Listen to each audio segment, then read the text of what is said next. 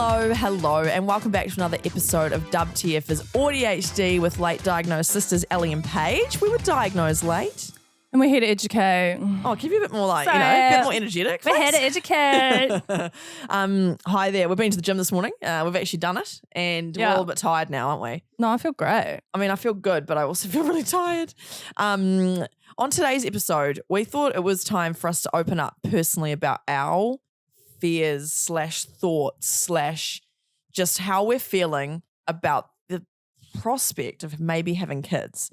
And talk about parenting. Now, just so you know, we will get parents on this podcast eventually and actually talk about what it's really like to be a parent because we don't know. We don't. And we cannot report on that. But I think what we want to chat about is how we feel about the prospect of children, because I think a lot of people, just in the world in general, but particularly neurodivergent people who are discovering they are neurodivergent, I think a lot of us are really worried about having kids because of our neurodivergence for many reasons. Yeah. And so I thought it might just be nice for us to chat about our genuine thoughts on children and how we feel. And maybe it'll make you feel, listening, a little bit more at ease with your own thoughts because it's such a mind F.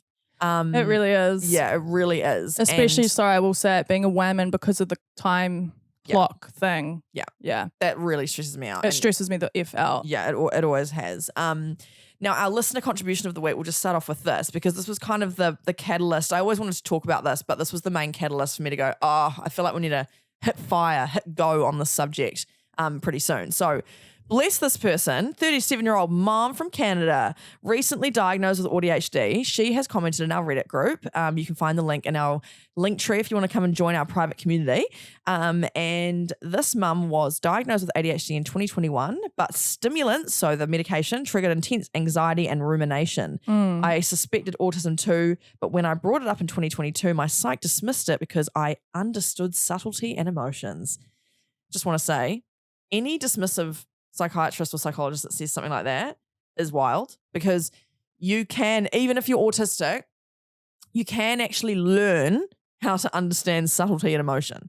This is the thing. People have such a rigid thought on autism and those kind of things. I'm famously have always been reasonably good with people, but I'm still actually autistic.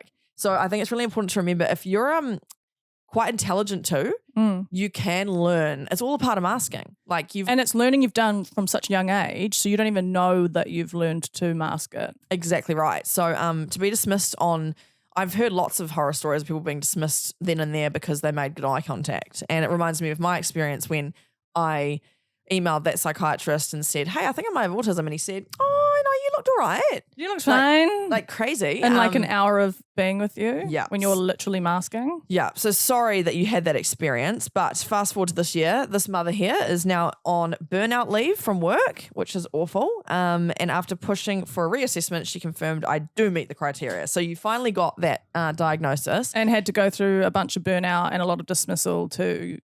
Awesome. Love it. And so this mum here had two questions. How do we figure out who we are under the mask? I've been masking for 37 years. I'm a high-performing people pleaser with a deep fear of making social mistakes or upsetting others. I'm scared to unmask. I relate so much to this. Yeah. This is the other thing. The fact that you're a high-performing people pleaser as well, I think, honestly, to me, that actually is a sign of intelligence. Yeah. You've worked out the survival mechanism to be okay. Yes. And that is a sign of intelligence, in my opinion. Yeah, it is. And this is why a lot of these women don't get diagnosed because we are actually too intelligent. We work out how to conform. We work out how to exist in the environments and then we get missed and we're actually punished for our intelligence. Yeah. It's wild. So basically she was saying she's been masking for 37 years. So how do you start finding your unmasked self? And then how do you recover from burnout when you have kids? Oh my God. I don't have the answer, sorry, obviously. I don't have the answer, but just coming out of a big block of burnout myself, I literally said to you one day, I remember going, I could not have kids. I can't have kids. I don't think I can do it. Yeah. Because if I feel like this, I could barely, like my cats were too overstimulating for me. You know? Yeah. And I was like just putting myself trying to, because I never know what it's like, but trying to put myself in the shoes of a parent while feeling like that. And I was just like, oh. Yeah, no, it's also, scary. add on top of that, like sleep deprivation. Yeah. Yeah, no, exactly. Because when I have like 2 hours less sleep than I need, I'm a little CUNT. Like I'm a different person. Me too. Yeah, you are same. Yeah. My mum used to say that like she would always dread me going to sleepovers with friends. I think I've said that before, but I would come home and just be a nightmare. But yeah, be a nightmare and unmasked to your comfortability, I guess. Exactly, because I would have been masking for 24 hours at that sleepover. So then this lovely mum from Canada has explained that she has 3 daughters, 8, 6 and 2, and she's really struggling because she always feels like she's masking in front of them. Which is another thing you don't consider is like you are having to mask and hold everything in. Yes, you have to hold your emotions in because you're trying to be like a good parent by holding in, emotionally regulating yourself to demonstrate, Yeah. But that's really hard on you. So hard. And then, so you can't even like, you unmask in your own home. That's where you unmask, right? But the fact that you can't unmask in your home because you got to be responsible for 3 little girls, that's so tough. She also said gentle parenting is beautiful in theory, but I'm just exhausted. Yes. Yeah, exactly. Having the patience to be able to go, no, let's be, blah, blah, blah. That would be so difficult. No, yeah. This is an interesting one, and this is quite autistic coded. I hate pretend play, especially when they're telling me what to do. Yeah, so does Paige. I prefer quiet stuff like reading and colouring. So they obviously want to do. Same. Yeah. That's very similar to Paige. I didn't mind pretend play because I'm always a bit of, I love a bit of acting. But a lot of the time I think some autistic people struggle with pretend play because it's like, it's not real, it's fake. And yeah. So that's very relatable. And I hadn't really thought about that in the context of having kids when they're going, Mum, can we play mums and dads or whatever you want to play? It must be really hard. We are right now. I'm your mum. Shut up, little shit. I can't stay present. I feel numb, disconnected, and irritable. I'm trying to give them what they need, but I feel like I'm disappearing and have been since having them. I want to find the joy in parenting. Does it come back after burnout? What are some strategies you've used to avoid? And so she's basically asking the people in our group any signs of how they've worked through it. A lot of people replied, and it's so lovely to see this advice from people in the community. I won't read it all out, but getting proper alone time was obviously a big one. But again, it's so hard. It's tough, yeah. Because and I don't know whether there's another parent present in this situation. But then they've got to earn money, so that parent's possibly out all the time earning money, and you also have to have a partner that understands exactly. And then when you also, I think it helps if you've got like family members who you're close with who can help, right? But a lot of people don't have the luxury of that. A lot of people have moved away from the same city that their parents live in, and or you may have lost them, and it's just so hard. Yeah. Then another person has also suggested reading the Autistic Burnout Workbook by Megan and Neff. Using things like SSRIs when things get really bad, so not being afraid or ashamed of using medication. That's absolutely fine. And then doing things to really specifically target soothing the nervous system. So not scrolling on your phone for 10 minutes, but doing like 10 minutes of yoga. Yeah. Or with a weighted blanket on. Which is like hard, I totally get as an ADHD, hard to do when you want the quick just fix of dopamine. But I've been practicing that a lot more recently in my like burnout is like instead of scrolling, I've just been putting my phone down and like saying some affirmations out loud or reading or even just and I actually noticed such a huge difference. My brain feels lighter. Yeah, that's good. Yeah. That's good. And again, we acknowledge that that's not as easy when you've got 3 kids under 10. Like we totally get it. I think what I'll say to that too is just the fact that you have specifically specified that you are a high masking people pleaser who's a high achiever, to me, that actually probably indicates that you're actually doing a bloody wonderful job. Yeah. And your really expectations, hard, your expectations on yourself are very high. Yeah. And so I think give yourself grace and be okay with, if you lose in front of your kids, that's okay. Like Paige said in a previous episode when we were talking to Dr. Mike Cochran, it's a teaching moment too. As long as you acknowledge what you've done and you speak to the kids, and I know 2 is quite young, but as long as you acknowledge your part in it, I think that's really important. I think a lot of parents who have undiagnosed neurodivergence, but also neurodivergence, I think one of the biggest errors they sometimes can make is having a meltdown or doing something that they're not too proud of, but then pretending it never happened. Sweeping it under the rug and then just walking on eggshells until you see their mood come back to normal and then you can be normal again. That's going to traumatize your kid more than the actual meltdown you had in the first place. Well, because regardless, you had the meltdown. So it's really how you deal with it from that point. So you just go, I'm so sorry. That was my, I shouldn't have done that. Da, da, da, da. Yeah, because that's just life. Like we all make mistakes. We all blow up. We all, to an extent. And It's just how you deal with it. Just like in the workplace or anywhere you go in life, you piss off a friend, it's how you deal with it after that. Yeah. 100%. And that actually teaches you so much. Yeah, it does. It does. So thank you for being so vulnerable with that post, and thank you to those who replied. Really great advice. And again, there's no right answer because you only know yourself, you only know your limitations, you only know your environment. But I think just don't be as hard on yourself. Yeah. I bet you're a great mum. Yeah. I bet and you are. Your expectations are really, really high because that's what we do. Perfectionism is like a huge thing in women with neurodivergence. So if someone was looking at you from the outside, I'm sure they'll think you're doing a great job. Exactly. I'm sorry that we don't have any kids and we can actually speak from personal experience. Yeah, I've got 2 cats and a dog. Doesn't really count, does it? So we want to chat today about like mine and Paige's perspective on even having kids, because I think it's a really interesting conversation that's quite lonely, and like even I don't really often talk about it to my friends or like really anyone. Like I don't know, we don't really talk about it, but I definitely feel a lot about it. I guess what we'll do is we talk about it a little bit. Yeah, we do. We'll start by basically just saying our stance on it. I can go first. Yeah. From a very young age, I've mentioned before, I always pictured I'd be a mum, and I always pictured I'd have kids, and I was very maternal. Very nurturing in my nature. Thought I'd have kids by 25. You do have a kid. Who? My partner? Me. I've got 2. Yeah, you got 2. I've got 2 little ADHD. Sometimes I feel like I parent you more. Yeah, I think we both parent each other. We do it, yeah. Yeah, we do. But I thought, I was so into it, and I thought I'd be married by 25 and have kids and be like, is that crazy? Yeah, and then obviously society changed too. So there's obviously that wider conversation there of like society changed and money and capitalism changed. So this is not just all about neurodivergence. This is also about the society we now live in. And it's a lot harder to have kids because of money, even just all sorts of things. And then also the state of the world, pretty grim. That's a whole other conversation that I definitely have fears of that. And I think a lot of neurodivergent people who want to have kids but are apprehensive, a lot of it actually comes from the like pattern recognition and like knowing and predicting and seeing the world for what it is. Like I feel like we're very awakened to what the world is doing. And I think that's a huge fear of ours is we see it for what it is. We see the patterning. We see history repeating itself and we go, oh, I'm going to be smart in quotation marks. And I don't think I should have kids based on what I can see in society.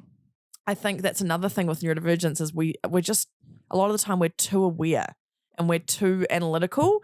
And I'm not saying this in a bad connotation. We're not too much of anything, but that's what's caused us maybe to be a lot more apprehensive about it. Exactly. Like all I can see is grim. And I know it's not all like that, but I think it's also a protective thing too of us masking and trying to make sure we don't bring someone else and affect them with what the world's doing. And I think also based on my own mental health story and my undiagnosed neurodivergence for so long, I don't want to see my child go through horrific mental health issues. I think that would break me. So there's all these fears of like bringing them into this world in general. And being able to recognize that it's not a great place right now. Social media freaks me out. Yeah, social media freaks me the F out. Oh my God. Yeah, there's so many reasons. Like Paige mentioned, the biological clock keeps ticking. So I was at 25 going, well, won't be having kids, will I? And yet. And then the older I've got, so I'm 32 now, nearly 33, the older I've got, I'm starting to like tip the other way where I'm going, maybe I can't have kids. Maybe I shouldn't have kids. Maybe, and I'll say, I'm so nuanced in this. I think in my gut and in my heart, I want kids. If I could just decide, I want kids. My head says otherwise, and it's starting to like flip the other way where I'm going, oh no, I shouldn't, because I'm neurodivergent. They're probably going to be neurodivergent. Because also your partner is extremely neurodivergent. Yeah, like we're probably 100% going to have neurodivergent kids, which is cool because at least we have the knowledge now, and obviously I'm very much into it and doing a podcast and everything, so I know how to find it and I know how to help it. But and it's a beautiful thing if they're nurtured, and you're the perfect person to do that. Thanks. So you saying I should? No. Have we decided? Well, I don't know, yeah. Yeah, there's that fear of like not knowing whether they're going to be really impaired by the neurodivergence, even if my parenting and our parenting is really good. I just have so many fears, and I think all the voices and loudness is just becoming a lot. Yeah. And I just wanted to be really open with that because I'm struggling to know, especially considering right now, no. I just can't have them right now. And also, I will acknowledge, maybe I can't have them. I haven't tried. So my body may not let me. I don't know. But if, let's just say for argument's sake, I physically can, I and running out of time, it feels like. And I Yeah. think as a woman, it's really scary because you do run out of time. Whereas men, You can at like can still do it. 45, 50 if you wanted to, 60, 70. yeah, I mean, you're getting on, but you can still do it. You could still, I guess, do it maybe. But again, we're not saying that it's easy for you too. It No. is hard to make that decision. Well, I just think there's also this pressure to have everything sorted out, your whole career sorted out and hit your pinnacle before you have your kids. Well, that's how I feel anyway, which is just so unrealistic. Yeah.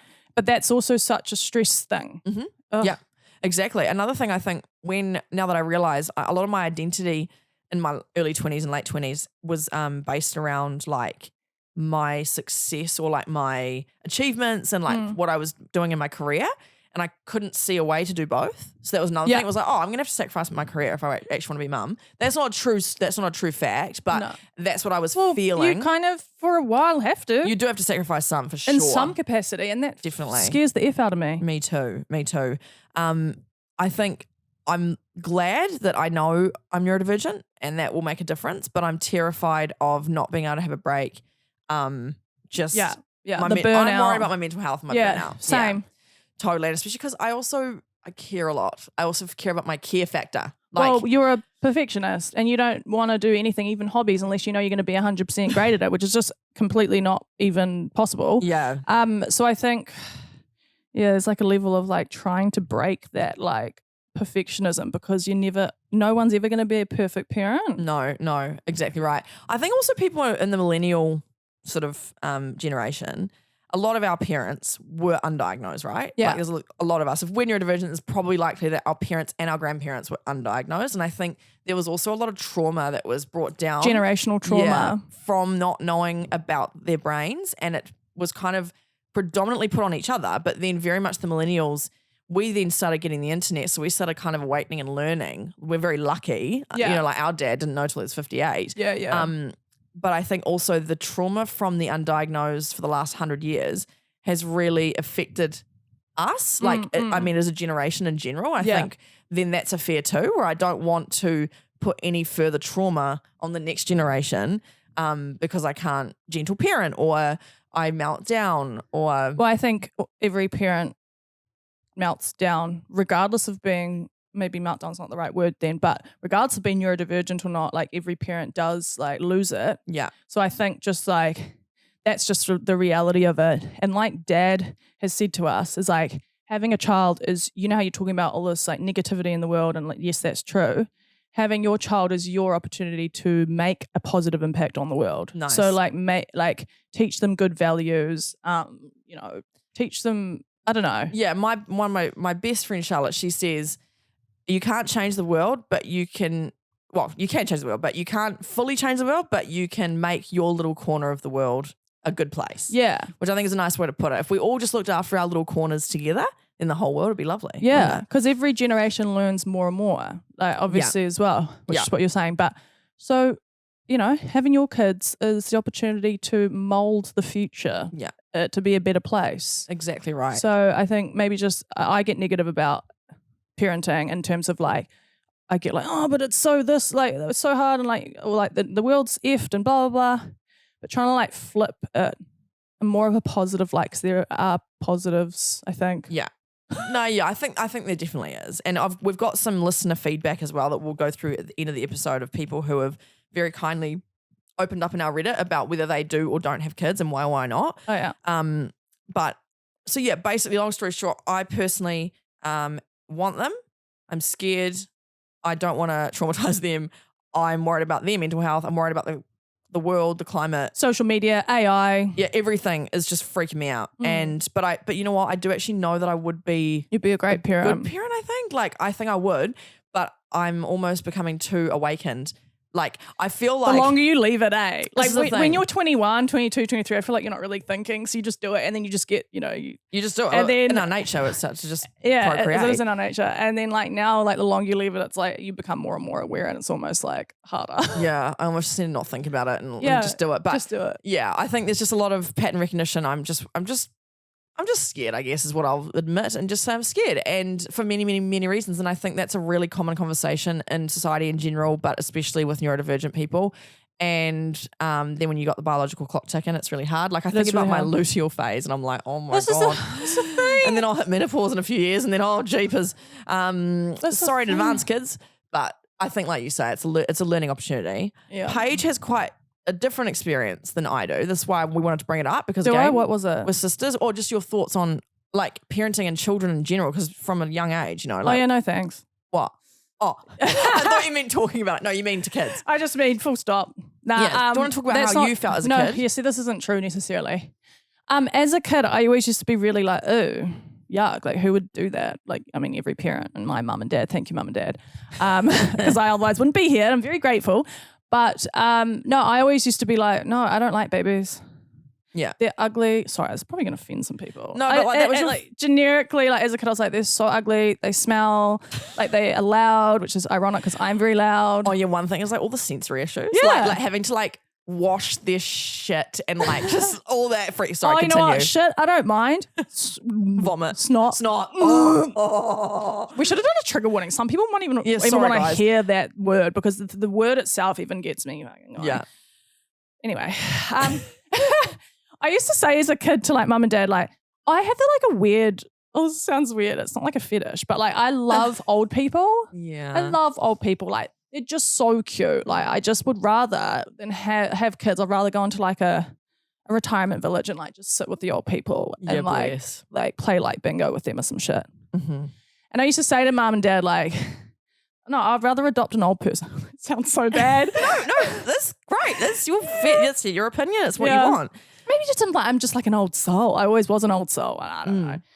But yeah, no, babies used to freak me out. I actually had like a bit of a debate with one of my friends. I remember this so clearly. I probably would have been like 13, 14. And we're having a sleepover. I can't remember. And then we got onto the subject of kids and I was like, ugh, no. And then she was like, well, that's the whole point of life is procreating. And I was like, oh, yeah, well, I guess that can be your purpose. I don't think it's going to be mine. It's like, I guess on the whole, like, sorry, I don't know. I guess that is the point of, no, it's not really the point, but yeah, yeah. Well, it's our sole purpose in terms of like primarily and physiologically, yes. If we're going to just look at us as a bunch of cells, yes, it's like the goal is to get in the hole, you know what I mean? But these days it's not necessarily that because we're actually, this is the other thing, ethically, we're overpopulated. Well, apparently we're not though. Apparently if we're birth rate's going down. Apparently if we stick at this like trajectory, we will die out, which I think is a great idea. Yeah, well. I think humans need to be extinguished from this earth. But anyway, let Mother Nature reset. Honestly, we're the worst thing to happen to this planet. So yeah, I had like a debate with her. And then, so right from the young age, I've been like, nah, if that, don't want kids, you know. And I've just been like really career driven and I just love my hobbies. I love my interests. And I've just, honestly, I've only fully started to fully understand myself and actually properly enjoy life and find my life happy and fun and exciting and feel content probably in the last 2 years.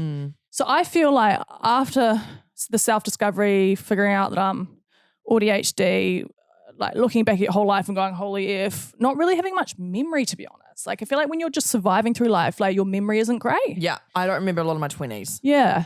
So now it's only been in the last like 2 years where I finally feel like I've been reborn again. And that was when I was 28.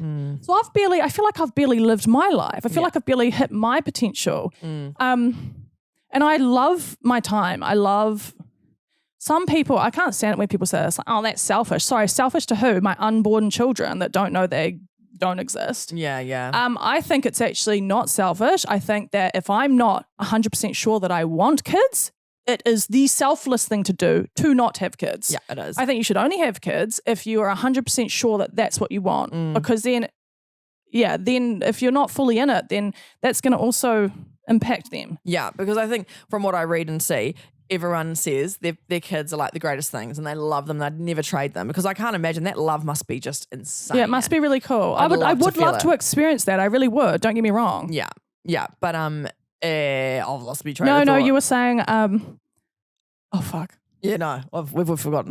No. Wait. All you see is parents say they wouldn't trade their kids for the world, but Yeah, see, I've forgotten what the but was. Yeah, no, because I got derailed because I was thinking about it as I got interrupted. But it's all right. It's all right. This is ADHD in motion. I think I know what you were trying to say though. Were you trying to say that like parents stay like? I don't know. I've literally lost it, but it's fine. No, I've really lost it. Okay, so what was I saying? Who knows? This is a bloody nightmare. Oh my God. All right, we'll just reset. So, cheers. So yeah, I think like, you know, I love my time. I love my life. I, you know, go into burnout and I literally think to myself, I could not handle a little shit bag. Sorry, I shouldn't say that. A little snot bag. No, that's worse. Bless their little souls. They're cute. They're cute. Yeah. I want you to have kids so that I don't have to and I can just be the cool auntie. Yeah. But, I just love my life too much. Yeah, fair and enough. I don't think that should be demonized. I think that should be like actually celebrated. Women actually putting themselves first for once. Yeah, exactly right. So, yeah, we think either decision is the right one, Yeah. depending on the individual. Depending on you. Yeah, Don't feel definitely. pressured by society to have kids. No. If it's just like because you think it's the thing to do, it's like not necessarily. And I think like women not having kids is becoming more and more of a thing. And so like it's fine. Yeah, exactly right. Paige and I have kind of been on a bit of a standoff for the last 5 years, like the Spider-Man meme, being like, no, you have kids. No, you have kids. Because I also want to be the cool auntie and then like just be able to hug them when I feel like it. Yeah. But I think honestly it's going to end up being me. But that's fine. Bit of an issue. You're the one with the partner for 7 years and I am single AF. That's a good point. That's a good point. I have got I've got the ball sack. So You've got the sperm donor. So like you have to do it. I do. I guess so, yeah. I also have this fear of like the grief of not having the kids. Yeah, though I have that fear too. Yeah. So like in saying all of this, I also would like to experience that feeling and I would like to, because I'm sure it would be amazing in ways. Yeah, for sure. So yeah, and then you hit a certain age and then it's done. Yeah. And you can't. Yeah. So I do have that fear as well. But again, I'm 30, feel like my clock is clicking, clock is ticking. So I do feel stressed as well because I don't know if one day I'm going to wake up and be like, wait, I do want them. Yeah. So it's tough. It's too late. I know. I also will say I think it's not the world's not built for how we're meant to raise kids. Like the nuclear family that we have now, mum and a dad, and that's obviously very basic, but like isolated in their home. Yeah. And the mum's left alone all day, every day to do everything. yeah, it's not natural. And I think that we're meant to be brought up by our grandmothers and stuff. Like a community. Yeah, and I think we have come so far away from that. I think if you've got support around you, it's definitely a hell of a lot easier to have kids. But I think what's happened is so many people are isolated to their one home that these parents, particularly women, are the ones at home all day long and the mental health just suffers. And I think we need to be talking about this more. This is why we wanted to just do this episode, because this is not a very informative episode. This is more about just like, let's just talk about it, because I think a lot of mums are not able to talk about it. We're not told we can talk about it. It's sort of like just toughen up. And because we don't talk about the real nitty gritty of becoming a mum or a parent, people kind of go, oh, if everyone else looks like they're doing fine, but actually they're not. Yeah. I think as well, that is so fascinating. I had so many thoughts all at once. Dang. Yeah, but like, Yeah. I don't know. Okay, continue. I was just going to say one of your best friends has recently had a child, and she was really open this morning with a voice message to you and basically just said, she was just really vulnerable and just said how it was. And I said to Paige, oh, that's a really lovely voice message. I'm so glad she was so vulnerable to you, because even I've barely heard my friends talk that vulnerably about it. Yeah.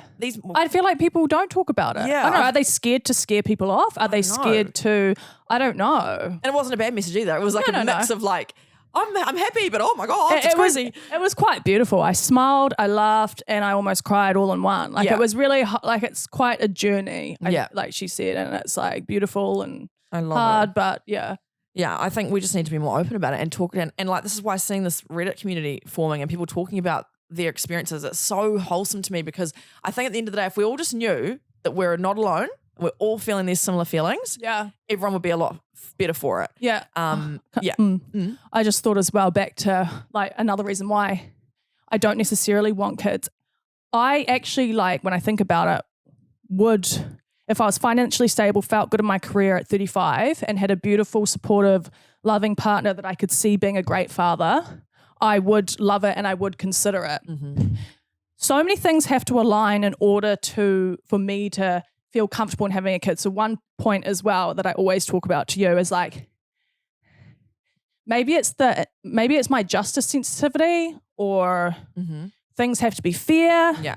But I just will not procreate with someone that I know isn't going to be the best father, and understand that parenting, regardless of him having to go to work for 12 hours a day, understands that parenting is the hardest job in the world because you don't catch a break. Ever. Yeah. You don't catch a break. So your brain never catches a break. But when you go to a workplace, sure, you've worked 12 hours a day and that's hard in its own right, but you've had a half an hour lunch break to completely switch off. Yeah. And I feel like I'm not a mum, so I also don't understand how hard it is, but I can just imagine not being able to switch off. And so I need a partner that understands that, yeah, you get home from work at 6 p.m. and you're tired, but you need to take the baby from me. Yep. You have to. 100%. And you have to help me cook dinner. Yeah. And you have to help me with the washing. Yeah.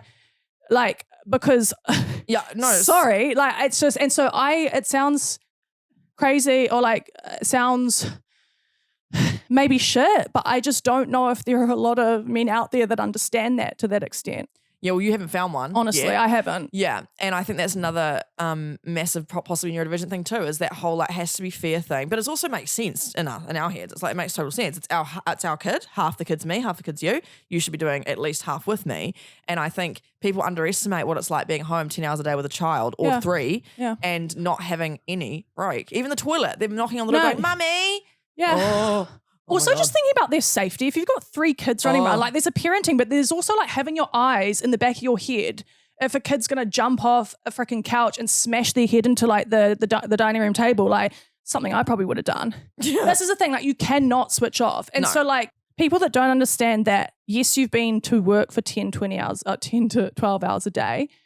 The mother has also been at work for 10, 12 hours a day. Mm-hmm. So when you get home and you want to sit down on your ass, I sound so judgy. No, but like, because, it's been a hard day at work. Well, and you've just been at home. No.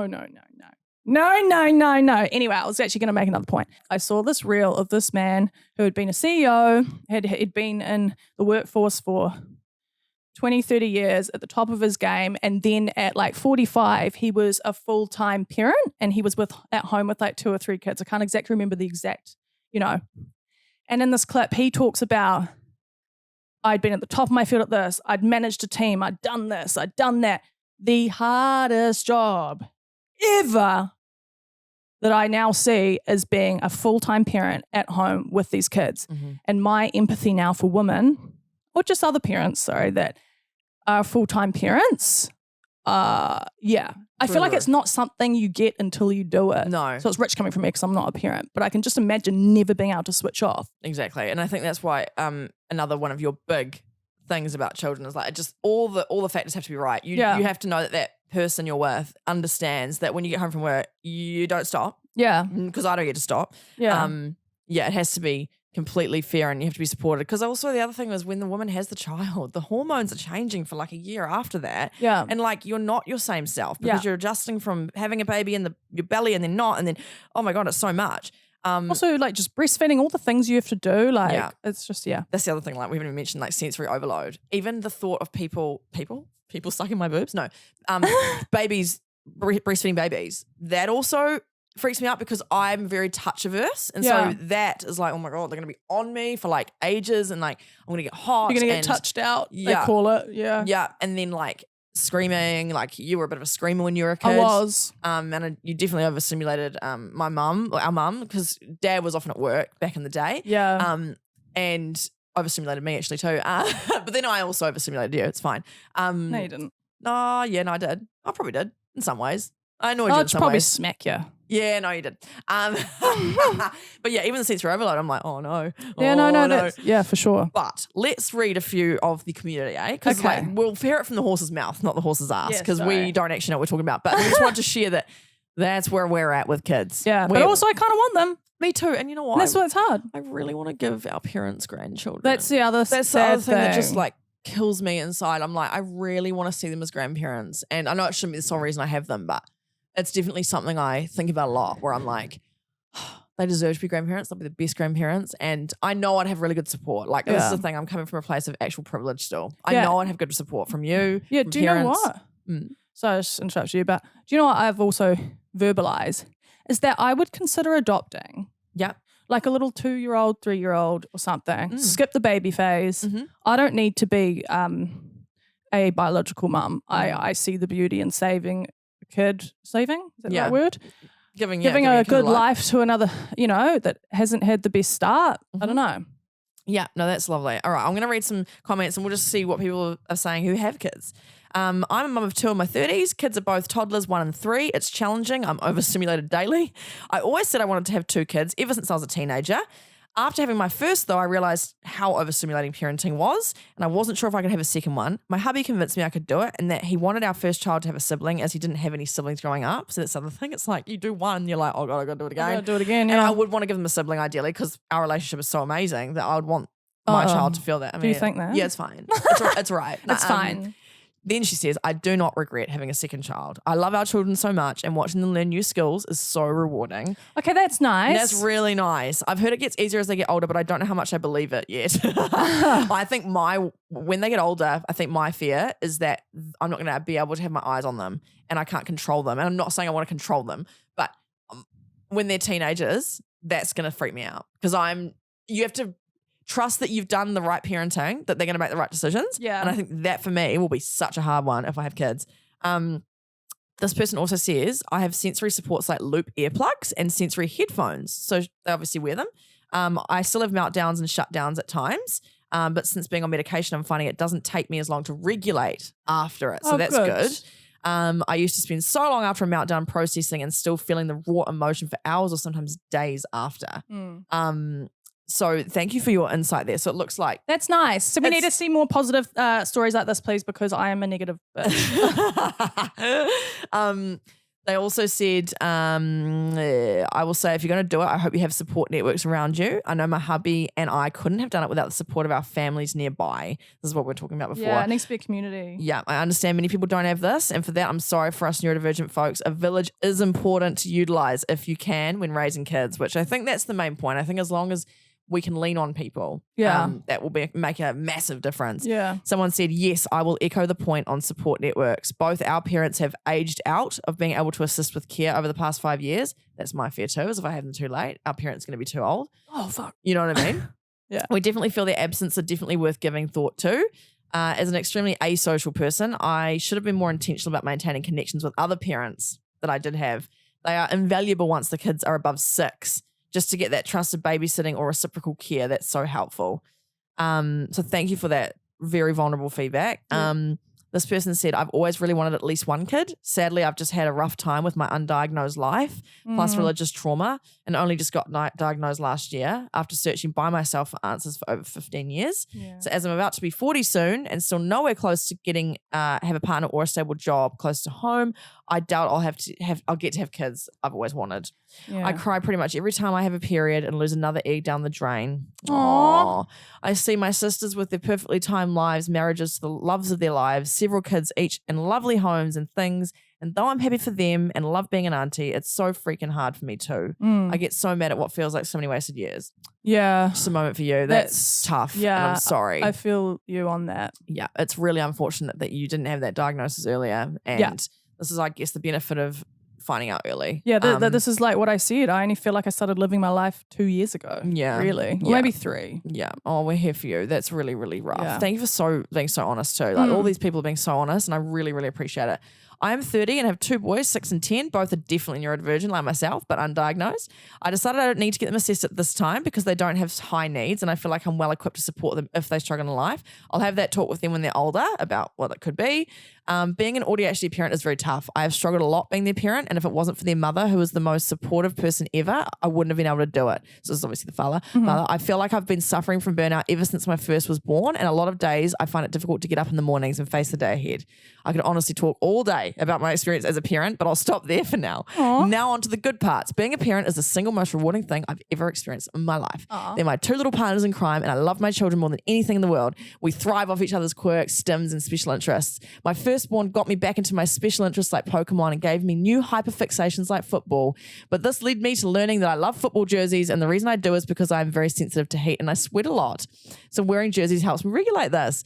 Because I love to find the meaning of everything, it helps me understand their tantrums and gives me a lot of patience to handle these situations and talk to them as how I would like to be spoken to as a neurodivergent. Yeah. People always Nice. say, once you have kids, your life is over, or you won't be able to have fun. But this is so wrong. Once I became a parent, I realized, how could I have ever lived without them? Aww. Oh my God, that makes I me want want to them cry. now. Oh my God, yeah. You've just singularly convinced both of us. I've got tears in my eyes. This is another person. Parenthood is the best love imaginable. It's also by far the toughest thing I've ever experienced. It's the reason I was finally diagnosed AuDHD. Do you go a bit mental? Yeah. But you're never alone. There's always parents out there in your exact position. On the plus side, if you're ever not 100% sure about the specifics of your sensory/emotional triggers, you're friggin' about to find out. That's so funny. This one says, I have no kids and no thought to have any of my own. I love being an auntie. I have 3 beautiful nephews and 1 beautiful, amazing niece. I thought I'd have kids when I was younger, but as I've gotten into my 30s, I'm finding I want a different sort of life at the moment. I'm converting a bus into a motorhome. You'd love that. Oh, is this a man or a woman? I'm not sure, but their username is Expecto Patronum. Oh my God, that's 2. That's 2. You know what? If they're a woman, I can do it. Please, I can be lesbian. Sorry, that's so inappropriate. But like, I've always said that I want to do a self-contained van and then just Harry Potter. Sorry, that's so inappropriate. I'm so sorry. No, it's right. I think, it's right. One day if I ever decide to settle down, I might look into becoming a foster parent. So that's something you might. 3 out of 3. Yeah, do you want to parent with Paige? You love Harry Potter, clearly. All right, child-free by choice is another person. And staying that way, when I'm burnt out or have had a tough day, I think about how grateful I am that I only have myself and my dog to look after. Can't imagine how overwhelming and overstimulating it would be to have kids to look after. So that's someone that's just decided no, and that's great. And I really admire you for that because I'm still struggling to make the decision. Like I'm still in no man's land. I'm like, Yeah, it's what tough. it is tough. What I'm getting from here too is like, it's sort of like AuDHD. It's very one way and the other way. It's like great and it's not. And then it's this and it's that. And there's conflict and there's not. Do you know what I noticed? Yeah. I've noticed this pattern recently in the last like 1 to 2 years. No, like maybe 1 year. Is that when like for 2 weeks of the month, I'm like, oh, I couldn't think of anything worse. Yeah. And it's usually when I'm in my luteal/menstrual phase. When I'm in my follicular and ovulation phase, Yeah. I'm like, oh, look at that baby. Like I'm at a cafe or something. I'm like, oh, look at that baby. It's so cute. And then the next week I'm like, oh, God, get it out of my face. My body is like, because I'm ovulating, it's like, yes, I want it. And then my body's expelling that egg and I'm like, oh, get away from me. Yeah. I've noticed that. That's interesting. And then like you fear. So 2 weeks of the kid's life's going to be great. And the next 2 weeks going to be awful. And then the next 2 weeks going to be great. Yeah. I think honestly knowledge is power though. Like I think once we know what PMDD is now. We know we're neurodivergent. So as long as you communicate with the partner, hopefully you might have, you can kind of tag team too. And I think seriously, knowledge is power. Yeah. I feel sorry for all the parents in the generation above us that were undiagnosed and had to just get on with it, especially the woman, because back in like our mum's sort of era, women were even more They couldn't leave. isolated. They couldn't leave their partners. Nah, and they were reliant on them for money and they were reliant on them to get bloody bank accounts opened. And I really do feel To for the have a generation home. above. Yeah, I really do. We're lucky we've got the knowledge. And we've Thank also, you to all the amazing. Yeah, thank you to the Gen X mums. You rock. That Yeah. little silent generation in the middle there. There's another comment here said, to open up, always kind of assumed I'd grow up, get married, have children. I was raised devout Catholic, so that was just the model when I was growing up. As an only child and assuming that was the reason I felt so lonely, I wanted multiple children. I wanted them to have siblings and not feel lonely. Now, realizing the neurodivergence in me and my family line, I would think much harder about it. Given the increased likelihood that my children would be neurodivergent, I would really give greater consideration to whether and when to have children. It is hard with my neurodivergence, hard with theirs, and exponentially harder with the neuro stew we create. Neuro stew? Neuro stew, That's so yeah. good. Do I regret it? No. But it is hard, it is exhausting, frustrating, challenging, and draining on a fundamental level. At the least, I do wish I'd known earlier so I could build a more holistic framework for the family. Right now, it feels like we're knitting the parachute after we've jumped out of the plane. That is such a good analogy. Wow, I love that analogy. I love a good analogy. I say that every time that someone says something, Yeah. but that is beautiful. Visual learning. I love it. No, thank you for being open about that. So honestly, from the majority of people here, a lot of people is basically saying, I've either decided and I don't want them because of a lot of the reasons we've said, but then a lot of them are saying, I did it. It's bloody hard, but there's also equally great. And I think it's just going back to that whole being able to think of two things can exist at once. It can be really hard and really challenging, but at the same time, it can also be the most rewarding thing ever. I'm 30 and have been on the fence about it most of my adult life, but more recently I don't think I do. I think it would be very overstimulating for me, and if I'm overwhelmed after work, I'd find it hard to look after someone else when I get home. Also couldn't afford it right now. This is the thing about the bloody cost of living. There's like actual financial issues too, where I'm like, oh yeah, so I don't know if I won't be able to get Uber Eats every night. Nah. I'm 39 and I got married 2 years ago. I always wanted to be a mum, but ideally wanted to find my someone first, and that took ages. Worth the wait. However, with being a bit older, my fertility window is now quite short. I was only diagnosed with AuDHD a few weeks ago, and I'm now a bit worried about how I'd handle being a parent.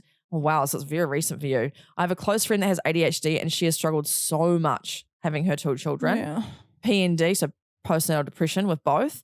And that's more common with neurodivergent people. Yeah, you're more prone to postnatal depression, which is another worry of mine. Yeah. P&D with both, and she tells me of her daily struggles, which I encourage as I want her to feel supported being a mum.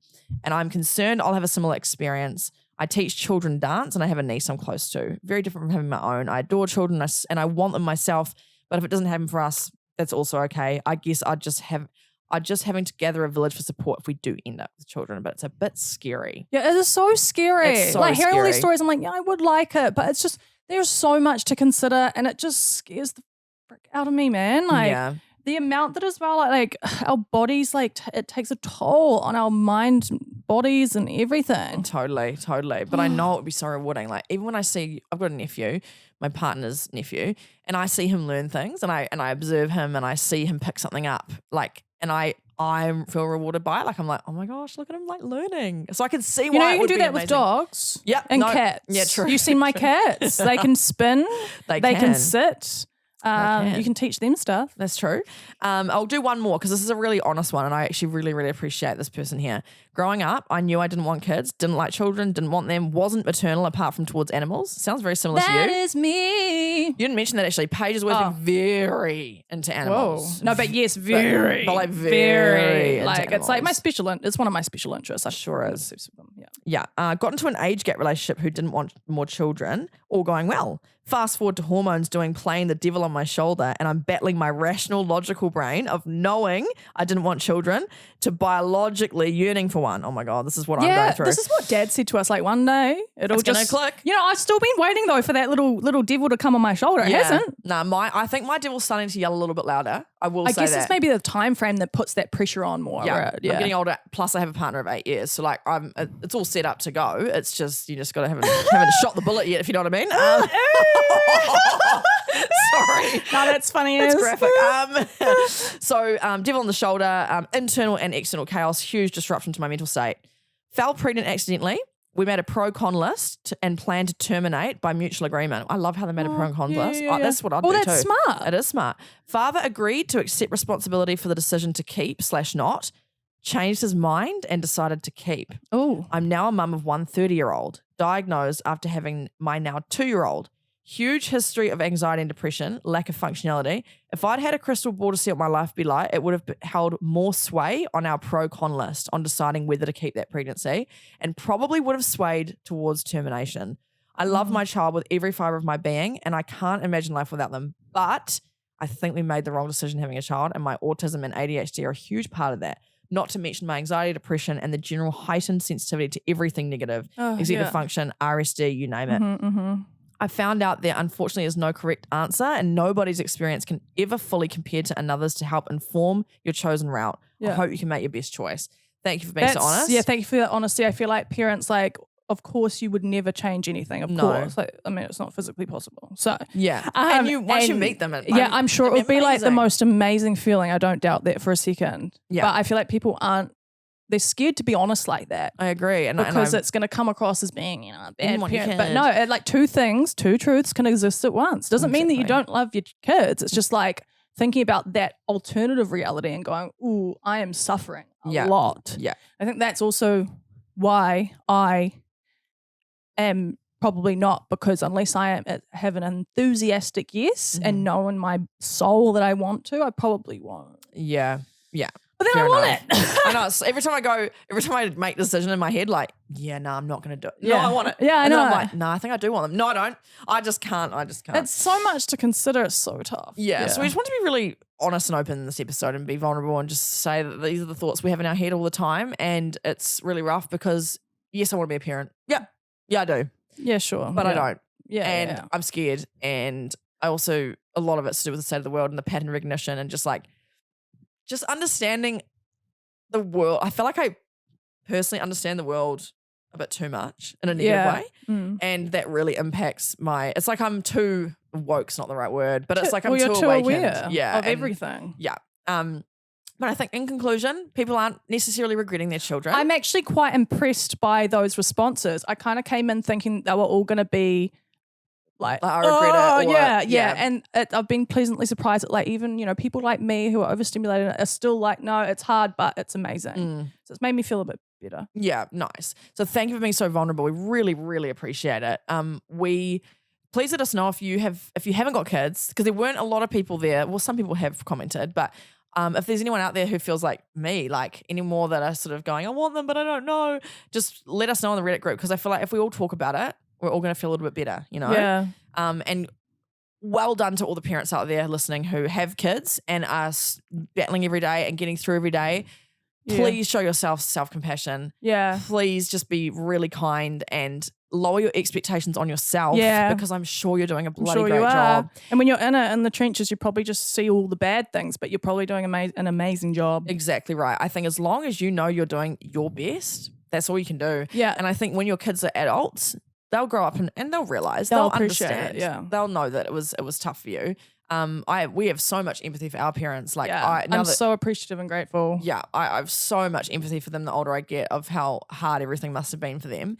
Because we're pretty horrible kids. No, no, I was. No, you weren't a horrible kid. That's not true. That is not true. But it's sad that you well, said that. Without the knowledge we have now on face value, I was horrible. Do you know what I mean? Kind of. I to know deal what with, you're saying. I was maybe horrible to deal with.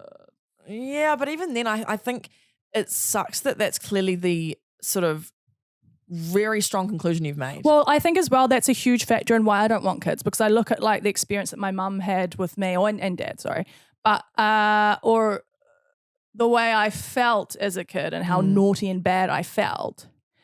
That scares me to have a kid, to have a kid that maybe would be like me. And then, I don't know. So I feel like also in your brain, because it's traumatizing, you've conflated the bad times or the negative times. But a lot of what I remember from you being a kid is mum and dad absolutely loving your artwork, being cracked up by you daily. Like you would make the whole house laugh. Like it would be so shit without you.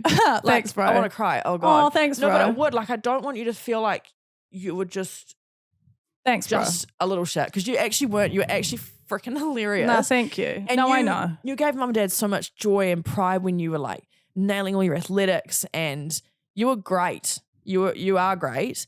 But this is a really interesting real life example of, even though you were great, it feels like you tears weren't. in my eyes now. Yeah, it feels like you weren't, because it is so traumatizing. And when you feel like you don't belong and you're always in trouble, say, and again, we're not talking about our parents at fault here either. No, it's just the feeling and the experience. Yeah. And also, let's be honest, our parents were probably really overstimulated by us too. Like we now realize that. They were undiagnosed neurodivergent. Yeah. It sucks that you're kind of jumping to this massive conclusion. I'm not saying it's the wrong one, but it's almost like black and white thinking, where it's like, well, my parents had a horrible time, so why should I? And I forget about all the funny times, like you say. So many funny times. I remember them, but mum would say to me that like I would do something that in theory she should probably like tell me off for, and she would have to like keep a straight face and try and tell me off, and then her and dad would go out the back and just lose it. Yeah, exactly, bro. Like you were funny as. So yeah, yes, it was stressful, but mum and dad always say it was the most rewarding thing they've ever done. So, yeah. So we see you, we hear you. I hope this episode was okay and it made you feel a little bit less sporadic. doesn't Yeah, it? it was sort of ADHD really. It was Yeah. just us being vulnerable and kind of chatting and sharing our brain. But I think this is what people like hearing, is just what we're thinking, Yeah. really. And I think other people like us are out there having these same worries as us. Yeah, And so, 100%. 100%. Now, next week, Oh. big exciting news, guys. Oh, yeah, tickle the balls. Sorry. Oh, no, so next week we have another special guest and I'm so excited about this. Yeah. So this is like me interviewing my AuDHD idol, right? Yeah. So I've mentioned him before on this podcast, Dr. Karam Sadiq. He is in the UK. He is one of the world's top AuDHD psychiatrists. He is AuDHD himself. He's done TED Talks. He's just recently written a book, which we will have a signed copy to give away. He is coming on to chat to us. So Yay. if you have any questions, go and look him up. Maybe before you watch the episode, just Yeah. go and look at all his work. He's amazing. Absolute legend. Absolute legend. I've read his book. He is going to be on the podcast and I'm so excited. Like I never thought that I would be able to talk to this man. Like he Yeah. is like my idol when it comes to Moonshot goal. yeah, it was kind of like a moonshot guest and he's bloody said yes. Yeah. So we will be recording with him. So let us know if you've got any questions and next week's episode will be probably hugely informative and actually scientific for once. We'll actually have some medical Yeah. doctor on here. I mean, Mike Cochran was also that, but yeah, this guy, AuDHD, very well known in the industry, I guess you could say. So let us know if you've got any questions. We're really Yeah. excited about that. Other than that, have a great week. Chat to us on Reddit. Come and join in the link tree is the link. Other than that, we'll catch you next See you time. later. Thanks, guys. Okay, bye.